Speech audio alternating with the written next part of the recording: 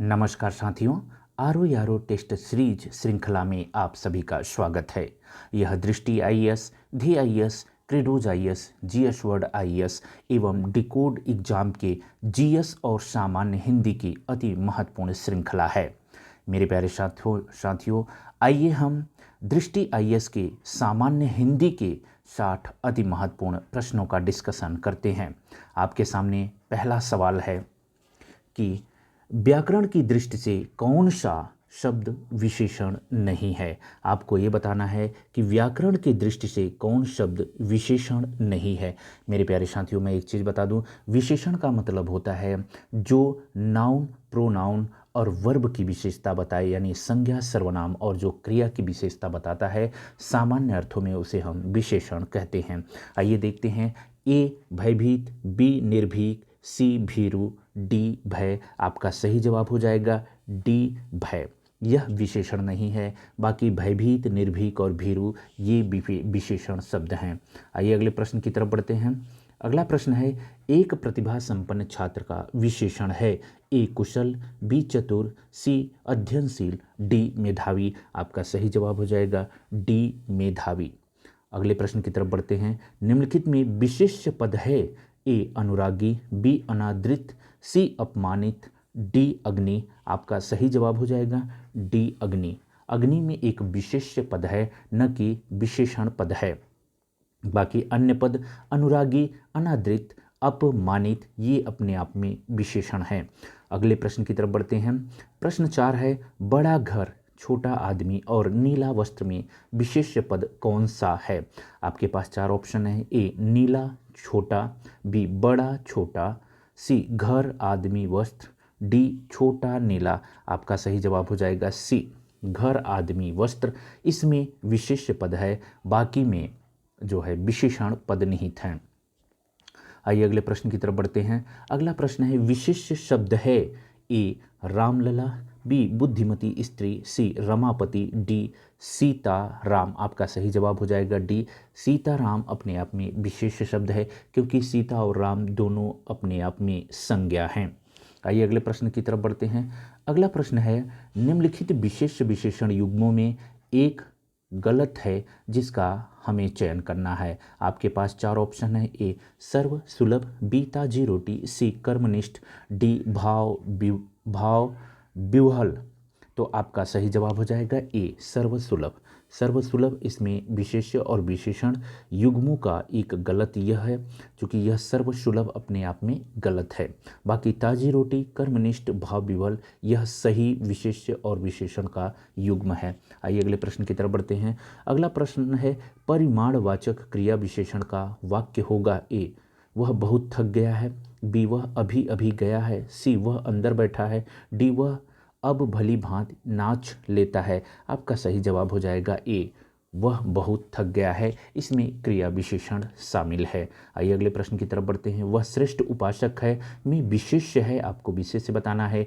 ए वह, बी श्रेष्ठ, सी उपासक, डी है। आपका सही जवाब हो जाएगा सी उपासक। उपासक अपने आप में विशेष्य है, बाकी शब्द विशेषण होते हैं। आइए अगले प्रश्न की तरफ बढ़ते हैं। अगला प्रश्न है, भले और महान लोग उचित और संयमित व्यवहार करते हैं। उपयुक्त वाक्य में कितने विशेषण और विशेषण हैं। बहुत ही शानदार प्रश्न पूछा गया है। आइए देखते हैं कि उपयुक्त वाक्य में कितने विशेषण और विशेषण हैं। ए 2 विशेषण और 2 विशेष्य, बी 3 विशेषण और 2 विशेष्य, सी 4 विशेषण और 3 विशेष, डी 4 विशेषण और 2 विशेष। आपका सही जवाब हो जाएगा डी। इसमें 4 विशेषण और 2 विशेष शामिल हैं। आइए अगले प्रश्न की तरफ बढ़ते हैं। अगला प्रश्न है 10 नंबर का प्रश्न है, यह गाय अधिक दूध देती है, यह गाय अधिक दूध देती है। उक्त वाक्य में अधिक विशेषण किसकी विशेषता बता रहा है। ए गाय की, बी दूध की, सी देने की, डी किसी की नहीं। आपका 10 का सही जवाब हो जाएगा बी दूध की विशेषता बता रहा है। आइए अगले प्रश्न की तरफ बढ़ते हैं। अब यहाँ से आपका शुरू होता है विलोम। प्रश्न है, मधुर का विलोम है। मेरे साथियों, मैं आपको एक बता दूं, विलोम का अर्थ होता है विपरीत, लेकिन यहीं तक यह सीमित नहीं होता है।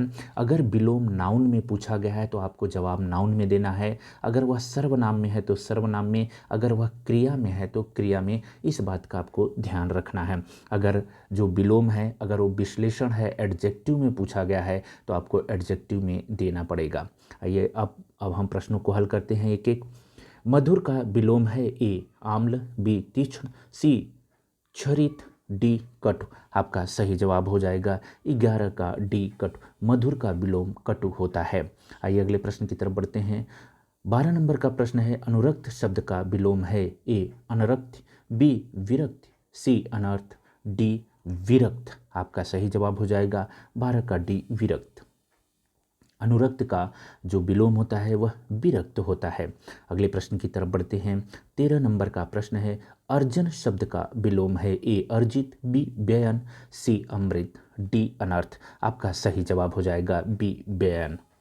अगले प्रश्न की तरफ बढ़ते हैं। कथित शब्द का विलोम है, कथित शब्द का विलोम है ए कथ्य, बी अकथ्य, सी अकथित, डी अकथनी। आपका 14 का सही जवाब हो जाएगा सी अकथित। तो कथित का विलोम होता है अकथित। प्रच्छन्न शब्द का विलोम है ए प्रत्यक्ष, बी प्रतिपन्न, सी अप्रतिपद्ध, डी गौण। आपका सही जवाब हो जाएगा बी प्रतिपन्न। अगले प्रश्न की तरफ बढ़ते हैं। निम्नलिखित में से कौन सा शब्द प्रभावी का विलोम नहीं है? इस बात को आपको ध्यान देना है कि यहाँ पे नहीं पूछा गया है, तो इसका अर्थ ये है कि एक नहीं है और बाकी 3 प्रभावी के विलोम माने जाएंगे। ए अप्रभावी, बी निष्प्रभावी, सी अप्रयुक्त, डी प्रभाव शून्य। आपका सही जवाब हो जाएगा सी अप्रयुक्त जो है प्रभावी का विलोम नहीं होता, बाकी अप्रभावी, निष्प्रभावी, प्रभाव शून्य प्रभावी के विलोम माने जाते हैं। अगले प्रश्न की तरफ बढ़ते हैं। पाश्चात्य शब्द का विलोम है ए परिष्कृत, बी पारदर्शी, सी पौरसत्य और डी पुलस्त। तो आइए देखते हैं। 17 का सही जवाब होगा सी पौरत्स। पाश्चात्य का जो विलोम है वह होता है पौरत्स। आइए अगले प्रश्न की तरफ बढ़ते हैं। अगला प्रश्न है निम्नलिखित में से अनुग्रह शब्द का विलोम है। अनुग्रह के बारे में पूछा है कि इसका विलोम क्या होगा। ए आग्रह, बी संग्रह, सी ग्रहण, डी विग्रह। आपका सही जवाब हो जाएगा डी विग्रह।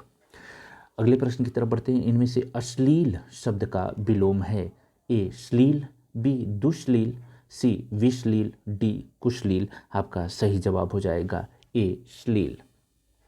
अश्लील का विलोम श्लील होता है।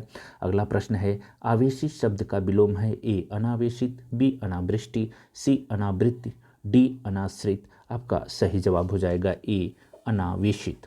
अगले प्रश्न की तरफ बढ़ते हैं। मेघ का पर्यायवाची शब्द नहीं है।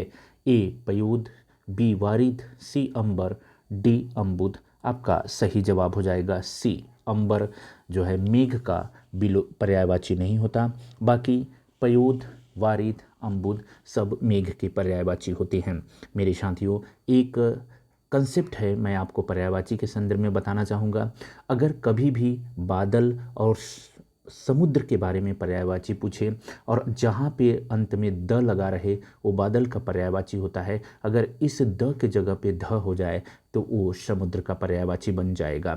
जैसे एग्जाम्पल के तौर पे वारिद, वारिद द लगा है, पयोद में द है, अम्बुद यहाँ भी द है, तो इस तरह अगर द होगा तो हमेशा याद रखना मेघ यानी बादल का पर्यायवाची होगा। और अगर इसके जगह पे वारिद के जगह पे वारिद हो जाए तो वह समुद्र का पर्यायवाची बन जाएगा। आइए अगले प्रश्न की तरफ बढ़ते हैं। अगला प्रश्न है बहिन का पर्यायवाची शब्द नहीं है, तो आपको ध्यान में रखना है कि नहीं पूछा गया है। ए भगिनी, बी सह गर्भिणी, सी बांधवी, डी चित्रक। तो 22 का सही जवाब हो जाएगा डी चित्रक जो है बहिन यानी जो बहन होती है उसका पर्यायवाची नहीं है। बाकी सहगर्भिणी, बांधवी, भगिनी बहन के पर्यायवाची शब्द हैं। आइए अगले प्रश्न की तरफ बढ़ते हैं। 30 नंबर का प्रश्न है शिक्षक का पर्यायवाची है। शिक्षक का पर्यायवाची पूछा गया है। ए आचार्य, बी नाग, सी निशा, डी धन। तो आपका सही जवाब हो जाएगा, बहुत ही सिंपल और आसान प्रश्न था आपके लिए, ये आचार्य। आचार्य को शिक्षक भी कहा जाता है। आइए अगले प्रश्न की तरफ बढ़ते हैं। सी सर्प निम्नलिखित में से किस पर्यायवाची शब्द से संबंधित नहीं है? ए उरग, बी पन्नग, सी बृंद, डी अहि। तो इसमें हमारा सही जवाब हो जाएगा सी। बृंद जो है सर्प का पर्यायवाची नहीं है, बाकी उरग, पन्नग, अहि ये सर्प के अन्य पर्यायवाची हैं। निम्नलिखित में से कौन सा शब्द सरस्वती का पर्यायवाची नहीं है? सरस्वती का पर्यायवाची नहीं पूछा गया है। ए शारदा, बी इंद्रा, सी वाग्देवी, डी भारती। तो आपका सही जवाब हो जाएगा बी इंद्रा। इंद्रा सरस्वती का पर्यायवाची नहीं है, बल्कि इंदिरा लक्ष्मी का पर्यायवाची है। आइए अगले प्रश्न की तरफ बढ़ते हैं। अगला प्रश्न है पृथ्वी का पर्यायवाची नहीं है। ए अमन, बी लोकमाता, सी इला, डी मेदिनी। तो आपका सही जवाब हो जाएगा बी लोकमाता पृथ्वी का पर्यायवाची नहीं है, बाकी अमन, इला, मेदिनी पृथ्वी के पर्यायवाची हैं। अगले प्रश्न की तरफ बढ़ते हैं। आँख का पर्यायवाची है। आँख का पर्यायवाची है ए चश्म, बी अभ्र, सी बिच्छू, डी वै। आपका सही जवाब हो जाएगा ए चश्म। आँख का चश्मा पर्यायवाची होता है। जल का पर्यायवाची नहीं है। ए पय, बी अम्ब, सी भव, डी आब। तो आपका सही जवाब हो जाएगा सी भव। तो यहाँ जल का पर्यायवाची भव नहीं है, बाकी पय, अम्ब, आब ये सब जल के पर्यायवाची हैं। अगले प्रश्न की तरफ बढ़ते हैं। 29 नंबर का प्रश्न है चंद्रमा का पर्यायवाची नहीं है। ए महताब, बी मृग लांछन, सी अमृत द्रव, डी छपाकर। आपका सही जवाब हो जाएगा सी अमृत द्रव चंद्रमा का पर्यायवाची नहीं होता। महताब, मृगलांछन, छपाकर चंद्रमा के पर्यायवाची हैं। अगले प्रश्न की तरफ बढ़ते हैं।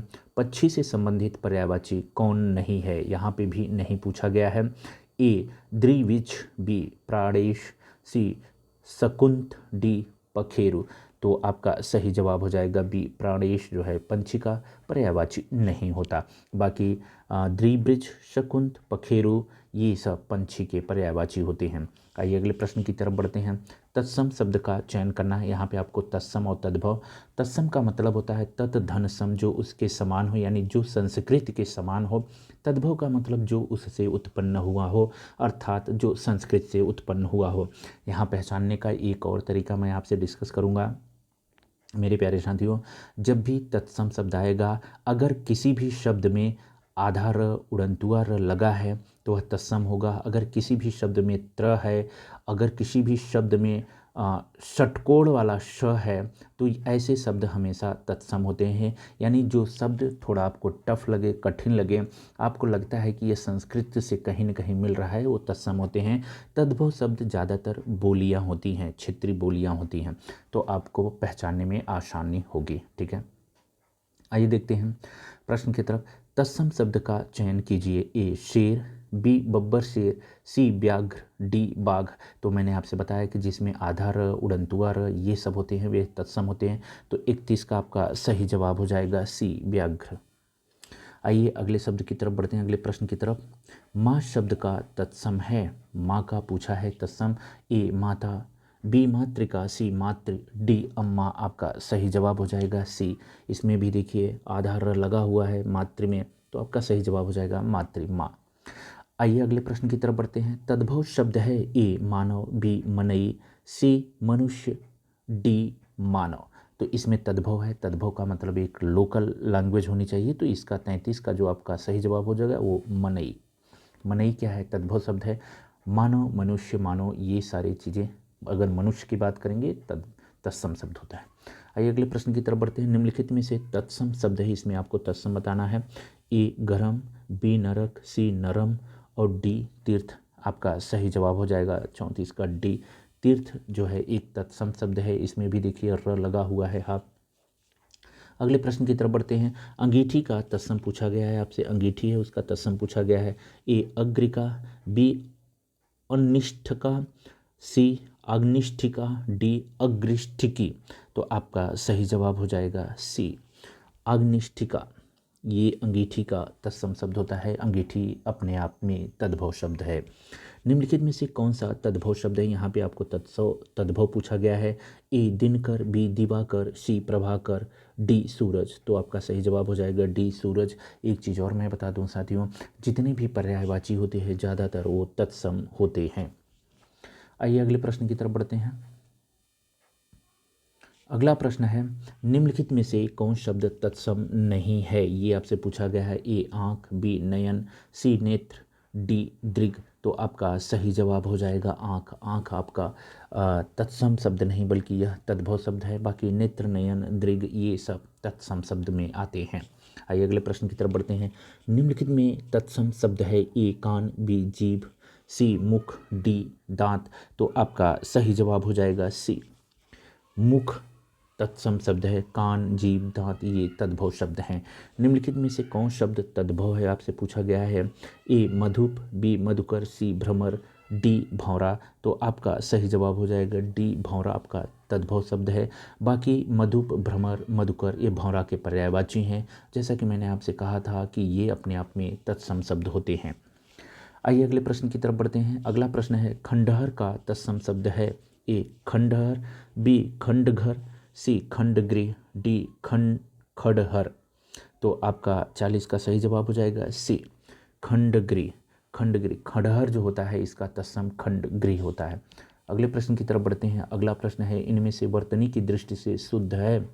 ये अंतर्धान, बी षष्टम, सी यहाँ पे सहस्त्र, डी अनुषंगिक। इसमें वर्तनी बताना है मेरे प्यारे साथियों। इसमें वर्तनी आपको देखना है, यानी मात्रात्मक या व्यंजनात्मक त्रुटि को हमें पहचानना पड़ेगा। तो आइए देखते हैं, इसका सही जवाब हो जाएगा ए अंतर्धान। ये वर्तनी के दृष्टि से शुद्ध है। बाकी षष्टम, सहस्त्र, अनुषंगिक ये अपने आप में गलत है। अनुषंगिक नहीं अनुषांगिक होता है। और षष्टम में म में हलंत लगा होता है और सहस्त्र भी गलत लिखा हुआ है। तो शुद्ध जो है वह अंतर्धान होता है। कुछ लोग यहाँ पे अंतर्ध्यान नहीं पढ़ना, इसको अंतर्ध्यान गलत हो जाएगा, अंतर्धान होता है। तो आइए अगले प्रश्न की तरफ बढ़ते हैं। अगला प्रश्न है, इनमें से एक शब्द की वर्तनी अशुद्ध है। यहाँ पे हमें देखना है। ए अधीन, बी भागीरथी, सी जागृत, डी अनुग्रहित। तो आपका सही जवाब हो जाएगा सी जागृत। यह अशुद्ध है क्योंकि जागृत नहीं होता, जागृत होता है। बाकी भागीरथी, अधीन, अनुग्रहित अपने आप में शुद्ध शब्द हैं। अगले प्रश्न की तरफ बढ़ते हैं। नीचे दिए गए शब्दों में से किसकी वर्तनी शुद्ध है? ए सन्यासी, बी अकाल, सी अनुग्रहित, डी आजीविका। तो आपका सही जवाब हो जाएगा ए सन्यासी। सन्यासी शुद्ध है। बाकी अकाल नहीं होता, अकाल होता है। अनुग्रहित नहीं होता, अनुग्रहित होता है। डी आजीविका नहीं, आजीविका नहीं होता, आजीविका होता है। तो वह में भी छुट्टी की मात्रा होगा। तो बाकी गलत है। सन्यासी शुद्ध रूप है। आइए अगले प्रश्न की तरफ बढ़ते हैं। अगला प्रश्न क्या कह रहा है कि निम्नलिखित में से शुद्ध वर्तनी वाला शब्द कौन सा होगा? इसमें भी आपको शुद्ध वर्तनी ढूंढना है। ए अंताक्षरी, बी अंत्याक्षरी, सी अंताक्षरी, डी अंताक्षरी। मेरे प्यारे साथियों, एक चीज़ याद रखना, जब भी शुद्ध अशुद्ध की बात आए तो शब्द को बहुत ही ध्यान से पढ़ना है। शब्द अगर आप ध्यान से पढ़ेंगे तो जवाब अपने आप निकल आता है। तो इस प्रश्न का सही जवाब हो जाएगा बी अंत्याक्षरी होता है, न कि अंताक्षरी। अंताक्षरी, अंताक्षरी नहीं होता, बल्कि शुद्ध रूप होता है अंत्याक्षरी। आइए अगले प्रश्न की तरफ बढ़ते हैं। निम्नलिखित शब्दों में से शुद्ध शब्द हैं। ए जिजीविषा, बी जिजीविषा, सी जीविसा, डी जिजीविसा। तो आपका सही जवाब हो जाएगा बी जिजीविषा होता है मेरे प्यारे साथियों। तो इसका शुद्ध रूप होगा। आइए अगले प्रश्न की तरफ बढ़ते हैं। इसमें हमें देखना है कि कौन सा शुद्ध वाक्य है। अब हमें अभी तक हमने वर्तनी में मात्रात्मक या व्यंजनात्मक दृष्टिकोण से शुद्ध अशुद्ध को देखा। अब आइए हम वाक्य के दृष्टिकोण से देखते हैं कौन सा शुद्ध वाक्य है। ए यह भाव कविता प्रकट होता है, बी इस कविता से यह भाव प्रकट होता है, सी यह कविता भाव को प्रकट करती है, डी कविता से यह भाव प्रकट होता है। तो आपका सही जवाब हो जाएगा बी इस कविता से यह भाव प्रकट होता है, जो कि शुद्ध वाक्य है। बाकी वाक्य अशुद्ध हैं। आइए अगले प्रश्न की तरफ बढ़ते हैं। अगला प्रश्न है, निम्नलिखित में से अनुपयुक्त शब्द प्रयोग संबंधी अशुद्धि किस वाक्य में है? इसमें भी अशुद्ध पूछा है। ए, उसने आसन ग्रहण किया। बी, पूजनीय पिता जी आ गए। सी, आज बेहद गर्मी है। डी, उसकी जन्मतिथि क्या है? तो इसका सही जवाब हो जाएगा बी, पूजनीय पिताजी आ गए। यही गलत है। पूजनी शब्द है, ये गलत है, जबकि होता है पूजनी। तो यहाँ आधा ज नहीं होगा, यहाँ पूरा ज होगा। तो पूजनी पिताजी आ गए, ये होना चाहिए। तो यहाँ पे अगर हम कहें तो व्यंजन की गलती है, त्रुटि है। आइए अगले प्रश्न की तरफ बढ़ते हैं। निम्नलिखित में से व्याकरणिक दृष्टि से शुद्ध वाक्य कौन सा है? यहाँ तो व्याकरण दे ही दिया है कि व्याकरण की दृष्टि से शुद्ध वाक्य कौन सा है।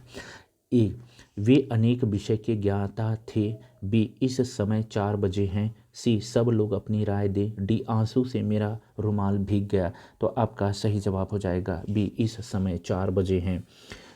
यह शुद्ध वाक्य है, बाकी सारे अशुद्ध वाक्य हैं। आइए अगले प्रश्न की तरफ बढ़ते हैं। तुमको मुझे पढ़ना है, अशुद्ध अंश को पहचानना है। तुमको, बी, मुझे, सी, पढ़ना, डी है। इसका सही जवाब हो जाएगा ए, तुमको। यही अपने आप में अशुद्ध है, क्योंकि तुमको मुझे पढ़ना है, ये गलत है। तुम्हें मुझे पढ़ना है, यह शुद्ध होगा। आइए अगले प्रश्न की तरफ बढ़ते हैं। शुद्ध वाक्य है। ए, गाय के पूंछ होती है। बी, उसकी बेटी हुई। सी, गोपाल को लड़का हुआ। डी, मर्द की दाढ़ी होती है। तो 50 का आपका सही जवाब हो जाएगा बी, उसकी बेटी है। यह शुद्ध वाक्य है, बाकी सारे वाक्य गलत हैं। आइए अगले प्रश्न की तरफ बढ़ते हैं। राज्य द्वारा निकाला गया आधिकारिक आदेश वाक्यांश के लिए एक शब्द है। अब अनेक शब्दों के एक शब्द में हम लोग प्रवेश करेंगे। 10 प्रश्न इससे होगा। आइए देखते हैं। ए क्या है? अधिनियम। बी, अध्यादेश। सी, अधियाचना। डी, अधिसूचना। तो आपको पता है इसका जवाब। पिछले जो हिंदी के हमने टेस्ट सीरीज DIS के डिस्कस किए हैं, उसमें इसका जवाब, यह प्रश्न पूछा भी गया है। तो इसका सही जवाब हो जाएगा बी, उसको क्या कहते हैं? अध्यादेश कहते हैं। ठीक है। तो जो राज्य द्वारा निकाला गया आधिकारिक आदेश होता है, उसको अध्यादेश कहा जाता है। आइए अगले प्रश्न की तरफ बढ़ते हैं। अगला प्रश्न है, वह स्त्री जिसका पति परदेश यानी विदेश गया हो। वाक्य के लिए एक शब्द है। ए, नवोढ़ा।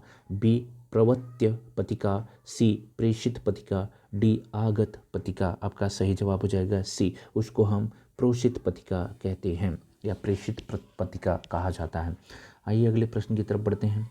अगला प्रश्न है, पैर से सिर तक वाक्य के लिए एक शब्द होगा। पैर से सिर तक वाक्य के लिए एक शब्द। ए, सिख, नख। बी, सिरोपर। सी, पाद मस्तक। डी, अपाद मस्तक। तो आपका सही जवाब हो जाएगा डी, अपाद मस्तक। इसके लिए जो पैर से सिर तक जो वाक्यांश के लिए एक शब्द होता है, उसको हम अपाद मस्तक कहते हैं। आइए अगले प्रश्न की तरफ बढ़ते हैं। अगला प्रश्न क्या है? अगला प्रश्न है, अनुचित बात के लिए आग्रह करने वाला वाक्यांश के लिए एक शब्द है। ए, दुराग्रह। बी, अनाग्रही। सी, दुराग्रही। डी, कुआग्रही। आपका सही जवाब हो जाएगा सी, दुराग्रही। अनुचित बात के लिए जो आग्रह करने वाले के लिए हम दुराग्रही शब्द का प्रयोग करते हैं। आइए अगले प्रश्न की तरफ बढ़ते हैं। अगला प्रश्न है, कनिष्ठिका और मध्यमा के बीच की उंगली को क्या कहा जाता है? ए, अनामी। बी, अनीमिका। सी, अनामिका। डी, अनामिका। आइए आपका जवाब देखते हैं। सही जवाब हो जाएगा डी, अनामिका कहा जाता है। अगला प्रश्न है, जिसके पेट में माँ ने रस्सी बांध दी हो उसे कहते हैं दामाद। बी, दामाद इतर। सी, डी, दामोदर। उसको कहते हैं डी, दामोदर। आपको ये कहानी याद होगी, भगवान श्री कृष्ण के पेट में जब यशोदा माँ ने रस्सी बांधी थी, तभी उनका नाम क्या पड़ा था? दामोदर। दामोदर जो है भगवान श्री कृष्ण का पर्यायवाची भी है। आइए अगले प्रश्न की तरफ बढ़ते हैं। अगला प्रश्न है, पीछे पीछे चलने वाला वाक्यांश के लिए एक शब्द है। ए, अनुचर। बी, अनुगामी। सी, अनुवर्ती। डी, अनुगमनी। आपका सही जवाब हो जाएगा बी, अनुगामी कहा जाता है। आइए अगले प्रश्न की तरफ बढ़ते हैं। तो बी आंसर है, आप ध्यान में रखना बी। तो जिसकी कोई कीमत न हो सके वाक्यांश के लिए एक शब्द है। ए, कीमती। बी, अमूल्य। सी, बहुमूल्य। डी, उपर्युक्त में से कोई नहीं। तो आपका सही जवाब हो जाएगा बी, अमूल्य। जिसकी कोई कीमत ना हो उसे हम अमूल्य कहते हैं। थोड़ा नपातुला भोजन करने वाला वाक्यांश के लिए उपयुक्त शब्द है ए मितव्ययी, बी मितव्यय, सी मिताहारी, डी मितहारीन। तो आपका सही जवाब हो जाएगा सी, उसे हम मिताहारी कहते हैं। इस सीरीज का आइए हम लास्ट प्रश्न देखते हैं। यह अंतिम प्रश्न है 60 नंबर का। जिसके हृदय पर आघात हुआ हो वाक्यांश के लिए उपयुक्त शब्द है ए मर्माहित, बी मर्माहत, सी मर्माहुत, डी मर्माहुत। आपका सही जवाब हो जाएगा बी मर्माहत। मेरे प्यारे साथियों, मैं एक चीज़ आपको बताना चाहूँगा, इसका सही जवाब हो जाएगा मर्माहत। मेरे प्यारे साथियों, हिंदी से संबंधित ध्येय आईएएस के कई हमने टेस्ट डिस्कस कर लिए हैं। आप जाके अपना प्रैक्टिस करिए और अपनी तैयारी को एक धार दीजिए। तो जीएस वर्ट, दृष्टि आईएएस और ध्येय आईएएस, क्रेडोज आईएएस के साथ साथ हम डिकोड एग्ज़ाम के जितने भी हिंदी के टेस्ट पेपर होंगे सब के सब इस राइस आईएएस पे डिस्कस किया जाएगा। आप सारे पेपर को डिस्कशन को सुनिए और ये सारे डिस्कशन सविस्तार किए जा रहे हैं। मेरे प्यारे साथियों, अगले वीडियो तक के लिए आप सभी को मेरा नमस्कार।